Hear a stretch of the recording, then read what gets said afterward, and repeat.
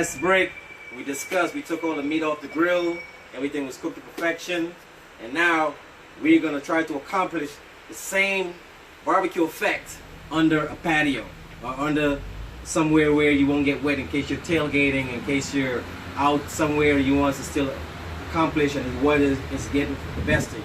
So what I went ahead and did was, I had some vegetables right here, some sliced vegetables. And what I'm going to try to do is, we're going to try to grill them directly on this machine right here. This is the outdoor grill. An outdoor stove is almost like an instrument where you can cook in small quarters.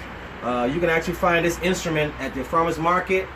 There's many different tops you can use. You can cook soup, you can do broth, you can do all kind of stuff on this particular instrument right. It's just a stove. It works off of propane, so it's easy. And before you do any of your cooking, make sure all your mise en place is in place. You don't want to go too far to get your stuff, because again, times equals temperature. You don't want your stuff to either get too hot or to the point where you can't control it in case there was a fire or an emergency. So I have my pans are heated up right now, and I'm also going to try to grill some vegetables. I'm going to put some meat on there also. And again, you can use it for seafood, you can use it for whatever. You want to make small kebabs. I think my best bet on this particular machine in an environment like where I'm at right now is to make sliders. It's small bites. It's a small plate. You know, you make sliders, you make stuff that'll cook fast, and you won't have to wait no more than like 5 to 8 to 10 minutes, more or less, to accomplish something that's really that you're going to enjoy. So our pans are hot, and before you put anything on these pans, you want to make sure, first and foremost, you have a fire extinguisher ready to go. It needs to be upgrade, ready to go. Whether it's an ABC that can take care of chemical, it can take care of paper, electrical. You want to make sure you have a fire extinguisher ready to go just in case.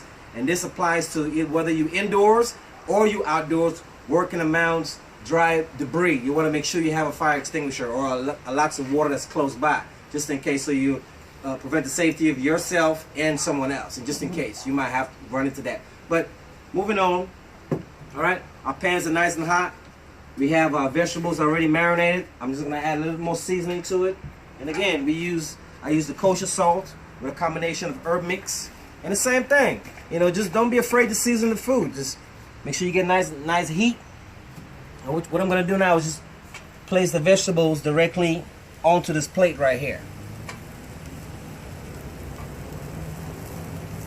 Okay, you hear that sizzling? That's caramelization automatically starting. I had a little extra virgin olive oil in there just to give it some more flavor, so it won't stick to this pan right here. And what we're trying to do is, again, create a different atmosphere, but with the same taste. We're not on an actual open fire grill. We're actually in an indoor setting, but we're still accomplishing the same ways on how to cook.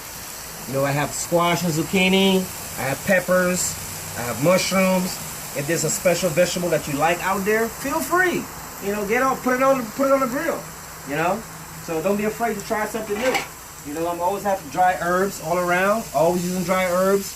You go on there, you put a little bit on it, but just like I said, everything's in moderation. So just put a little herbs on there. Turn it every so often. You don't have to spray nothing. It's already pre-marinated, so you want the actual natural water in the vegetables to actually secrete. You don't want to add nothing to it. And the more you cook the vegetables, more water comes out.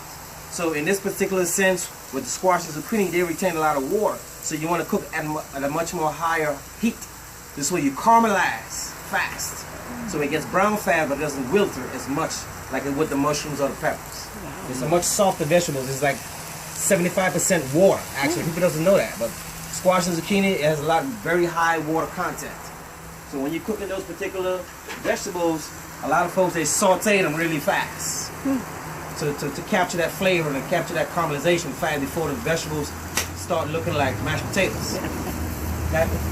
In this particular pan over here, what I like to do is, but I'm gonna go a little step further. Even though we're outdoor, we're grilling this in a small portion, I'm gonna move these vegetables around just a tad bit, and I'm gonna introduce my meat. I have some braised chicken thighs. I love thighs. You know I love thighs. And I'm going to introduce a little bit of braised thighs to the grill also. And again, we're just cooking. This is basically a part of the cooking. And this is the smaller version. If whether you with your significant other, whether you with the family of 1 or 2, you can still enjoy barbecue on a smaller version. And this is actually called what's the word I'm looking for? I'm looking for a specific word. I'm looking for hibachi style. The hibachi style or INA style. Okay. This is more like infusion cooking. So you're introducing a pack full of flavors in a short amount of time because you don't have all day to cook on that. Okay. So and this is open flame. You don't cover it like the grill. See, it's already started cooking really fast already. It doesn't take long. It's very intimate. It's very unique. This is actually one of my best, way to cook in a hurry and still accomplish wonderful flavors. Again, you see how fast the vegetables are turning brown because you have a very high heat on the bottom there, and that's being powered by a butane tank on the bottom right over here. And all this can be found again at the farmer's market. Okay? All this can be found at the farmer's market. You don't have to spend a whole lot of money. You can do all kind of different fruits, vegetables, whatever you wanted to do with this particular machine right here. It's an outdoor burner. It doesn't smoke that much, but make sure when you do use this particular instrument, you must have a fire extinguisher. Okay? You must have a fire extinguisher. And again, today's rendition was to cook healthy barbecue. Okay? Now in this pan right here, I also have a nice hot pan. And we're gonna a little bit of extra virgin olive oil in this pan right here. And say for instance, you're cooking for multiple people at the same time, and you want to